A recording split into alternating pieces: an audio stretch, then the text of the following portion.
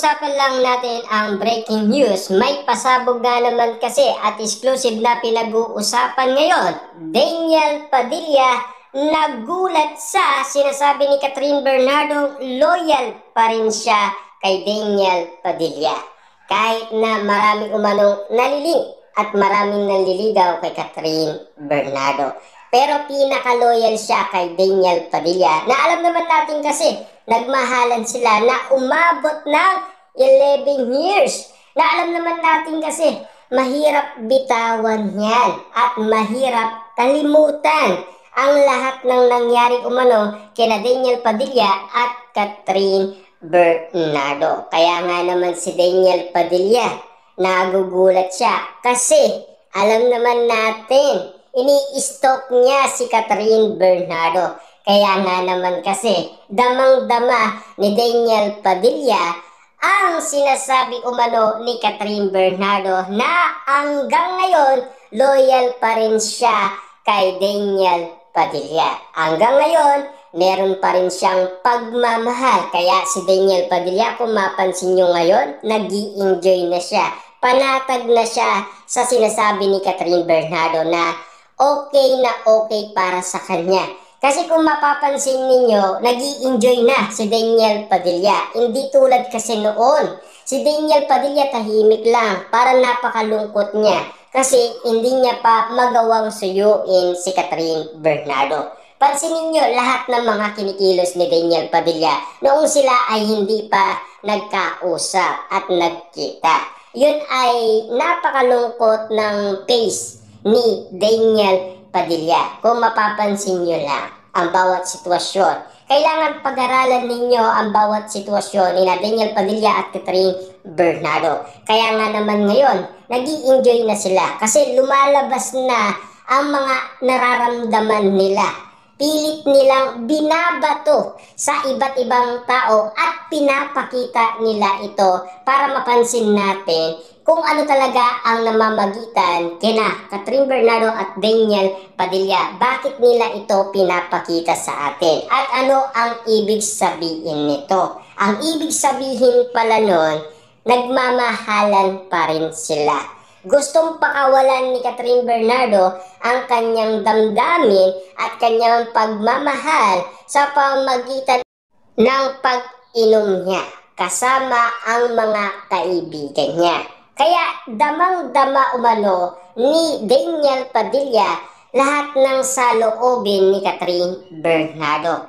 Kaya si Daniel Padilla, yung luha niya na may kasamang kilig, tuwa at saya, at lalong-lalo na may kasamang pagmamahal. Na alam naman natin kasi, pumapatak ang luha ng iba't ibang mga tao dahil may ibig sabihin niya. Diba?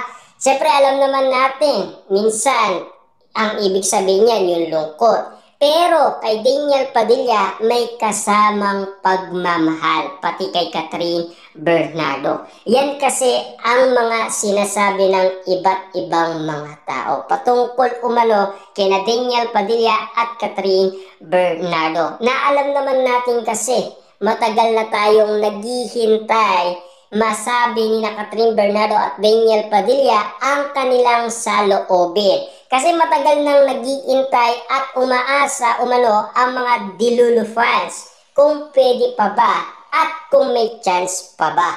Kasi naririnig natin kay Catherine Bernardo na mukhang wala ng chance si Daniel Padilla.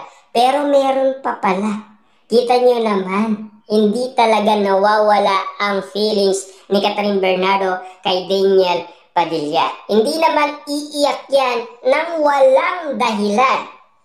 Kasi meron pala siyang problema. Ang problema pala ni Catherine Bernardo ay napakabigat.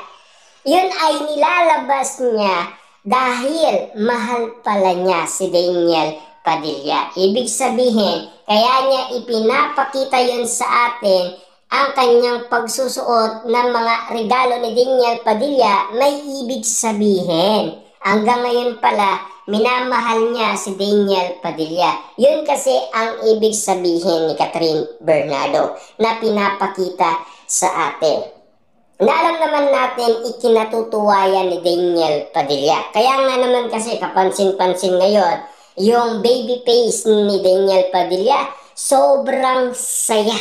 Sobrang bait ngayon ni Daniel Padilla. Kasi ramdam niya yung pagmamahal ni Catherine Bernardo kahit malayo sila sa isa't isa. Napipil pa rin niya na malapit lang sila. Parang alam naman natin kasi, no? Ang mga puso nila sa isa't isa ay damang-dama pa rin nila. Kaso nga lang, may lungkot. Kasi sabik na sila sa isa't isa. At lalong-lalo na, problema nga yan para sa kanilang dalawa kung papaano nila masosolve ang kanilang problema dahil nagmamahalan sila. Kasi kung iisipin nila ang bawat sitwasyon na sasabihin ng tao, wag nilang titignan yon, 'di ba? Wala naman silang magagawa eh. Bakit meron ba silang magagawa kapag nagmahalan sina Daniel Padilla at Catherine Bernardo? Wala silang magagawa. Kita niyo naman, sinasabi sa atin ni Ogie Diaz na kung sino man ang minamahal ni Catherine Bernardo, tanggapin na lang natin. Kasi meron niyang free will.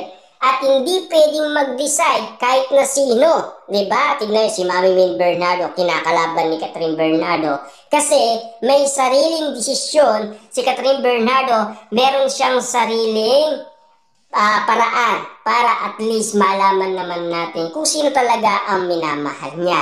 Kaya pilit niyang sinasabi sa atin at dinadaan niya umano sa mga bagay-bagay na pinapakita niya para at least maintindihan naman natin kung ano ang ibig sabihin nun. Bakit ginagawa yun ni Catherine Bernardo? Kasi hanggang ngayon, minamahal pa rin niya si Daniel Padilla. At kung bakit ginagawa yun ni Daniel Padilla, kaya napakasaya naman ni Daniel Padilla.